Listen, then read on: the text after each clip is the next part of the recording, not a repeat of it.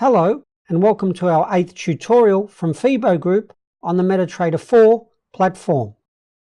There are different types of orders you can place on Metatrader, such as buy or sell limit orders. This will allow you to fill a trade at a more favourable price. An example we have, the Euro US dollar, may be trading around $1.16, and you place a buy order for $1.15 in anticipation the market will fall and your order will be filled at a better price. You may place a buy stop order by placing your order above the current market price, as you believe if the currency reaches this price, it will be the beginning of a strong uptrend.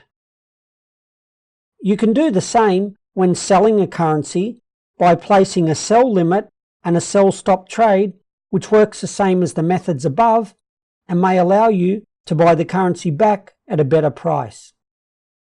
Thank you for watching our tutorial, and I'll see you in the next lesson.